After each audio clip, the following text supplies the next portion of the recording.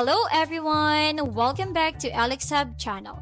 It's another day in Elexhub Engineering Department, so it's another tutorial. Today, magbibuild tayo ng SUMOBOT with obstacle avoidance. This robot will automatically detect obstacles gamit ang ultrasonic sensor and adjust its movement accordingly. So let's get started. First, ano nga ba ang SUMOBOT with obstacle avoidance? A SUMOBOT is a small autonomous robot designed para sa robotic sumo competition, where two robots try to push each other palabas ng ring. However, in this project, the SUMOBOT is equipped with obstacle avoidance capabilities, allowing it to detect and navigate around obstacles. Gumagamit ito ng ultrasonic sensor to detect objects in front.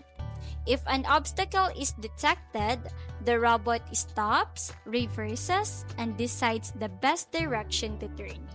After turning, it continues moving forward until makadetect ulit ng panibagong obstacle. Now that we understand what we're building, let's proceed to components and wiring.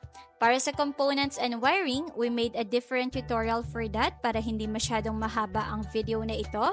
So I will just put the link in the description. If tapos na kayo sa connections and nabuo nyo na yung SUMOBOT nyo, let's break down the code that makes our SUMOBOT that avoids obstacle.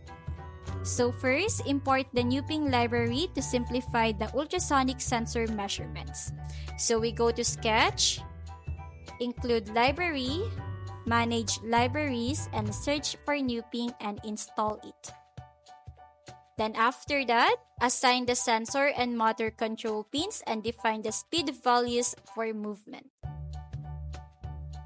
Then create an ultrasonic sensor object for distance measurement. Then we define the motor control pins for movement. In the setup function, we initialize the serial communication and set motor pins as output. Then we start the robot by calling move forward. In the loop function, we continuously check for obstacles using get distance. If an obstacle is detected, the robot stops, moves backward, and decides the best turn direction. Then we have the movement functions to control the motors. Then we use the Newping to get the distance from the ultrasonic sensor and return it. And that's all. Now we upload this to your Arduino and we're ready to test. First, power on the robot. Place it on a flat surface. Watch it move forward.